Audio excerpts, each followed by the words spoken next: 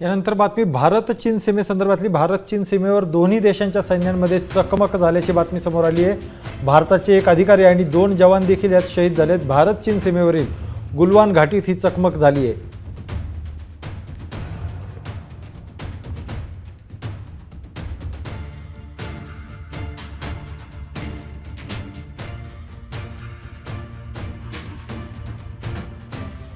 तर भारत आणि चीन सीमेवर सैन्याची चकमक झालेली आहे आणि गुलवान घाटीत ही चकमक झाली। या चकमकीमध्ये भारताचे एक अधिकारी आणि 2 जवान शहीद झालेत। भारत चीन सीमेवरील गुलवान घाटीमध्ये ही चकमक झाल्याची माहिती आता समोर येते। तर भारत चीनवर सीमेवर गेल्या काही दिवसांमध्ये तणाव जाणवू लागला होता आणि त्यात आता अशा प्रकारे चकमक झाल्यामुळं हा तणाव आणखी वाढणार असल्याची शक्यता निर्माण होते। कारण भारत चीन सीमेवर हा जो तणाव निर्माण झाला आहे त्यानंतर आता दोन्ही देशाच्या सैन्यामध्ये चकमक झालेली आणि त्यात भारताचे एक अधिकारी आणि 2 जवान देखील शहीद झालेत। भारत चीन सीमेवरील गुलवान घाटीत ही चकमक झाली आहे। या संदर्भात अधिक माहिती देण्यासाठी आपल्या प्रतिनिधी तृप्ती डिग्गीकर आपल्याबरोबर आहेत। तृप्तीजी, भारत चीन सीमेवरती चकमक झालेली आहे आणि गेल्या काही दिवसांपासून हा तणाव जाणवतच होता आणि आज ही चकमकीची बातमी आली आहे। मग काल रात्रीच म्हणजे सोमवारी रात्रीच ही घटना घडलेली आहे। बातमी येऊन आता 7 ते 8 मिनिटं झालेले आहेत नितीन फक्त। आणि जे आपले चीफ म्हणजे लष्कर प्रमुख आहेत MM नरवणे यांनी असं सांगितलेलं आहे की जे काही म्हणजे प्रोसेस आहे म्हणजे बोलणी जी आहे ती सुरू आहेत आणि ती डेव्हलपमेंट होतीये। पण कालचा जर पूर्ण दिवस जर आपण पाहिला तर अनेकदा माध्यमांनी हे प्रश्न विचारले होते। एवढंच नाही तर उत्तराखंडमध्ये जी जनसंवाद रॅली आहे त्याला संबोधित केलं ते आपले संरक्षण मंत्री राजनाथ सिंह यांनी। तर त्यावेळेस जे राजनाथ सिंह बोलले की आपला सीमा सगळ्या सुरक्षित आहेत, कुणीही काळजी करण्याचं कारण नाही। त्याशिवाय काल दिवसभर कोणत्याही जो आपण ज्याला अथॉरिटी म्हणतो तर अथॉरिटीकडनं कोणतंही काहीही अशी कुणकुण जाणवलेली नव्हती, तणावाचं नव्हतं। उलट सगळ्यांनी दिलासा दिला होता की काहीही प्रॉब्लेम नाहीये। काँग्रेस उलट त्याबद्दल अफवा पसरवत आहे। पण आज आपण म्हणजे काल रात्री आपण 3 आपले जवान, एक अधिकारी आणि 2 सैनिक गमावलेले आहेत। तर याची म्हणजे तिथे सगळं जे आहे आणि हा जो गलवान घाटी जो ह्याचं जर आपण एक लोकेशन जर पाहिलं तर ते हे ईशान्य काश्मीरमध्ये येतं। तर हा जो ईशान्य काश्मीरचा जो हा परिसर आहे हा नेहमी संवेदनशील राहिलेला आहे। तर त्याच्यामुळे पण तो कन्सर्न आहे की तिथे सगळंच काही चांगलं चालू आहे असं या बातमीवरून तरी दिसत नाहीये। किंवा मग बोलणी फिसकटली आणि त्याच्यानंतरही परत बातमी आलेली की आपले अजूनही निगोसिएशन चीन सोबत सुरू आहेत। तर ह्याच्यामध्ये एक मुद्दा असा आहे की ही बातमी खूप उशिराली घडलेल्या घटनेच्या नंतर म्हणजे त्याला आता काल रात्री जर हे झालेलं असेल तर आत्ता ही बातमी आलेली आहे। तर त्याच्यामुळे नेमकं काय चालू आहे ह्याचे निष्कर्ष काढणं जरी कठीण असलं तरीही अथॉरिटी का बोलत नाहीये हा सध्याचा महत्त्वाचा प्रश्न आहे। आणि जवळपास 2 तासाचं जे भाषण संरक्षण मंत्र्यांचं होतं त्याच्यामध्ये नेपाळ हा आपला चांगला मित्र आहे। नेपाळ चीनशी कोणतंही संधान मानलेलं नाहीये। त्याच्यामुळे असं जर ते सारखं नेपाळवर जर ते 10 मिनिटं बोललेले असतील तर मग नेपाळच्या सहकार्याशिवाय गलवान व्हॅलीमध्ये हे कसं झालं हा एक प्रश्न समोर येतोय नितीन। बरोबर, नक्कीच तृप्ती। आणि खरं तर पाकिस्तान बरोबर चकमक हा नेहमीचा विषय होऊन बसलेला आहे। पाकिस्तान बरोबर चकमक होते, त्यात काही त्यांचे जवान जखमी होतात किंवा शहीद होतात, कधीतरी आपला जवानही शहीद होतो। या बातम्या नेहमीच्या झालेल्या आहेत। मात्र भारत आणि चीन सीमेवर जेव्हा चकमक होते तेव्हा ही बाब अधिक गंभीर आहे। कारण गेल्या काही दिवसापासून युद्ध होणार का, भारत चीन युद्ध होणार का असं वातावरण कुठेतरी एक तयार व्हायला लागलं होतं। दोन्ही बाजूनी काही हालचाली होत आहेत। तर हे काहीतरी वेगळं घडतंय, काहीतरी पडद्याच्या मागे वेगळ्या हालचाली सुरू आहेत का? निश्चितच। एक तर कसं आहे की कोविडच्या सिच्युएशनमुळे चीन हा पूर्ण जगाच्या रडारवर आहे। त्याच्यामुळे लक्ष दुसरीकडे विचलित करणं ही चीनची गरज आहे।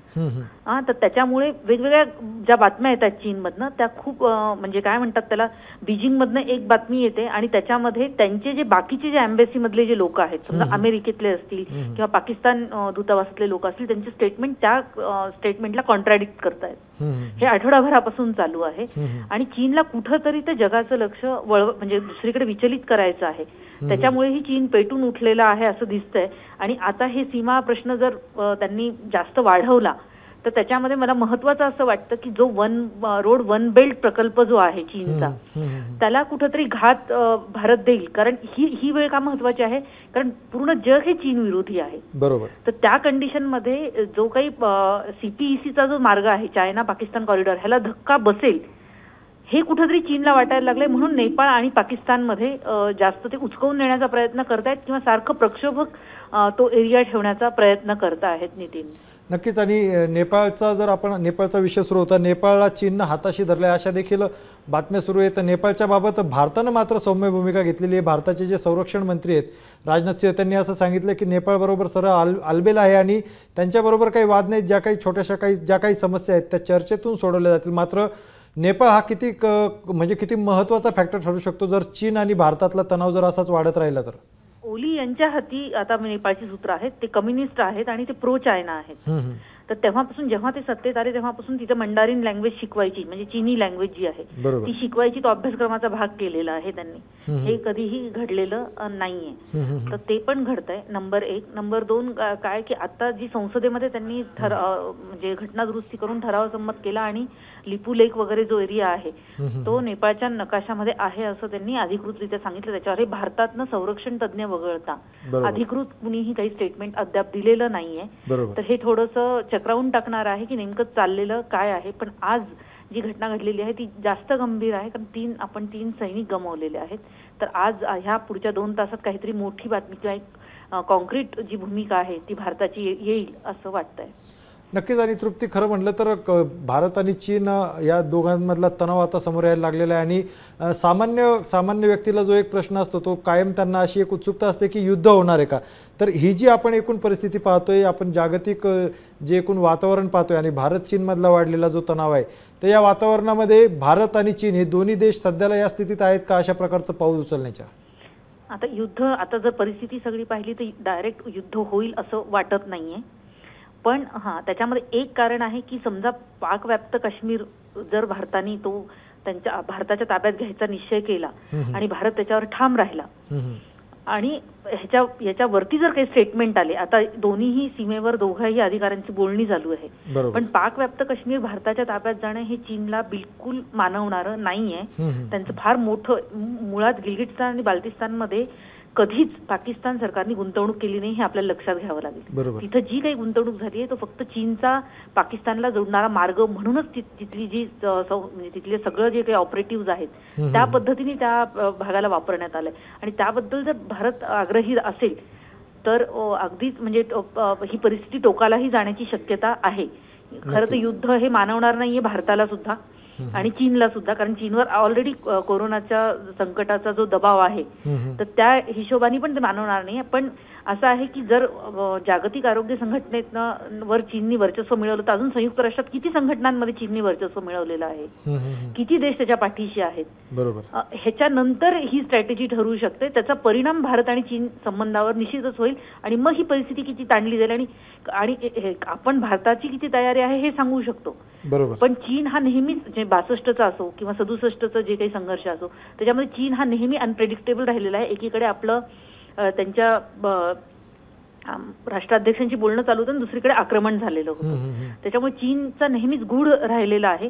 पण आता चीनला आर्थिक युद्ध महत्वाचं आहे, आर्थिक युद्ध जिंकणं महत्वाचं आहे, म्हणून तो भूमीवरून युद्ध लढणार नाही एवढंच आपण सध्या तरी म्हणू शकतो. नक्कीच. धन्यवाद तृप्ती दिलेल्या या संपूर्ण सविस्तर माहितीबद्दल. तर भारत आणि चीन सीमेवरती आता तणाव वाढल्याचं चित्र निर्माण झालंय.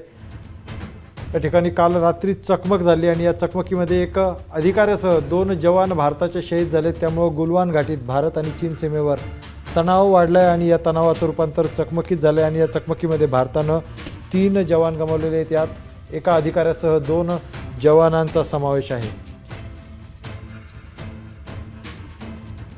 तर गेल्या काही दिवसांपासून भारत चीन सीमेवरती तणाव वाढत असल्याचं चित्र पाहायला मिळत होतं. दोन्ही सैन्यांकडून काही प्रकारच्या हालचाली होत असल्याचं पाहायला मिळत होतं. तेव्हाच या संपूर्ण भागामध्ये काहीतरी तणावाची स्थिती निर्माण झाली अशी शक्यता व्यक्त केली जात होती. मात्र सर्व काही आलबेल असल्याचं एकीकडे सांगितलं जात असताना काल अचानक रात्री अशा प्रकारे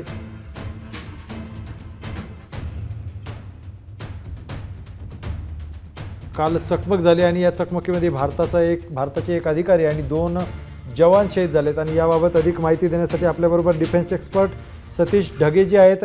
सतीशजी, खरं तर भारत चीनमध्ये चकमक होणं आणि त्यात भारताचे 3 एक अधिकारी आणि 2 जवान असे 3 जवान शहीद होणं ही एक खरं तर फार मोठी बाब आहे. कसं पाहताय आपण या संपूर्ण घटनेकडे? काल रात्री झालेली ही जी घटना आहे ती अतिशय दुर्दैवी आणि शॉकिंग अशी घटना या ठिकाणी म्हणावी लागेल. याच्या मागचं कारण जे आहे 1975 नंतर यांच्या लाईन ऑफ ऍक्च्युअल कंट्रोलवर अशा प्रकारचा गोळीबार कधीच झाला नव्हता. आणि वेगवेगळ्या प्रकारचे जे करार आहेत त्यातला एक महत्वाचा करार 1993चा पीस अँड ट्रँक्विलिटी अरेंजमेंट जे आहे त्याच्या अनुसार अशा प्रकारच्या घटना होणं जे आहे ते शक्य नव्हतं. पण 2020 मध्ये आपल्याला जसं माहित आहे की एप्रिल 2020 नंतर या प्रकारचं स्फोटक वातावरण लाईन ऑफ ऍक्च्युअल कंट्रोलवर होत आहे. तर त्याचाच परिपाक म्हणजे आज आपण या ठिकाणी पोहोचलेलो आहे. पण आजची ही घटना अतिशय सिरियस आहे फॉर द सिम्पल रिझन मध्ये कमांडिंग ऑफिसर म्हणजे कर्नल लेवलचा एक अधिकारी जो आहे तो मारला जातोय. 2 आणखीन सैन्य त्या ठिकाणी मारले जात आहेत. म्हणजे गेल्या 4 ते 5 दशकांपर्यंत भारत आणि चीन सीमेवर जशा प्रकारची परिस्थिती होती अतिशय विपरीत असं या ठिकाणी होत आहे. भारताचा सुद्धा तेवढाच स्ट्रॉंग रिस्पॉन्स याला या ठिकाणी असेल. ऑलरेडी त्या ठिकाणी चर्चा त्या ठिकाणी झालेली आहे. 6 तारखेला 6 जूनला लेफ्टनंट जनरल लेवलची त्या ठिकाणी चर्चा झाली होती आणि त्याच्यानंतर डी एस्केलेशन प्रोसेस चालू आहे. म्हणजे हे खरोखरच आश्चर्यकारक आहे की एका बाजूला चीन आपल्या जर आर्टिलरी फायरच्या माध्यमातून म्हणा किंवा स्टोन पेल्टिंग आता एक्झॅक्टली काय कारण आहे ते आपल्याला त्या ठिकाणी कळेल. आणि काल रात्री याच्यामुळे जर 3 भारतीय सैनिकांचा याच्यामध्ये मृत्यू जर होत असेल तर अतिशय हे खतरनाक आहे. पण याला मोठ्या परिप्रेक्षामध्ये आपण पाहायला हवं की फक्त जे आहे लोकल लेवलची जी आहे कुठली त्या ठिकाणचं भांडण किंवा कुठली चकमक नाहीये. माझ्या मते आपल्याला जसं माहिती आहे चीनचा यामध्ये जो आहे मोठा डाव त्या ठिकाणी आहे. चीन कुठलीच कारवाई जी आहे ती स्टँड अलोन करत नसतं. जसं आपल्याला माहिती आहे एक प्रकारचा आंतरराष्ट्रीय दबाव चीनवर आहे.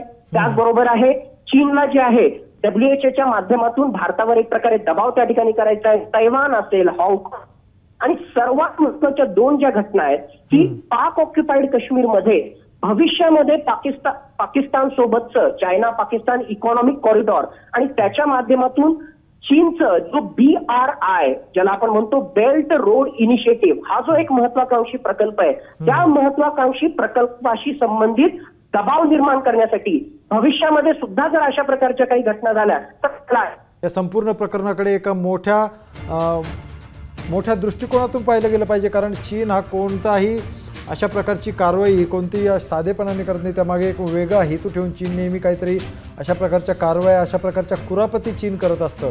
त्यामुळं POKमध्ये आपला दबाव वाढवण्याचा प्रकार असो किंवा WHOच्या माध्यमातून भारतावर दबाव वाढवण्याचा प्रकार असो असे काही कारणं यामागे असू शकतात.